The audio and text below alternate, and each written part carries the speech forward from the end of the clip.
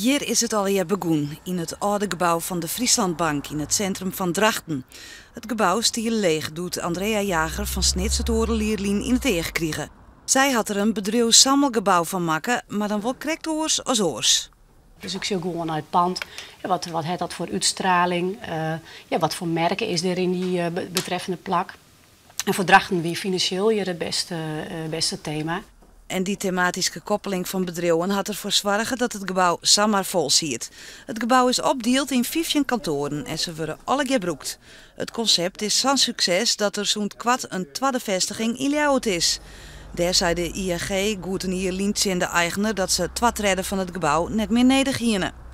Dus dan ga je op zoek naar oplossingen. Eerst kijk je in de markt hier, maar de markt is hier dusdanig slecht. Ik ben niet zo van het slechte, maar in ieder geval minder als in de rest van Noord-Nederland. Dat je wel even achter je oren krabbelt. En dus is de gearworking zocht met Moor, het bedrijf van Andrea Jager. Die site liep wel eens net zomaar in een gebouw. Het moet wel onbepaalde eerst voldwaan. Ja, de locatie, zit het in het centrum, het goede parkeergelegenheid. Het is ook heel belangrijk bij zo'n pand van kan ik het goed indelen. Hè? Dus ook als ik het geschikt maatje wil voor Lietse ondernemers, ik ken een makkelijk scheidingswanden tussen en dat soort dingen.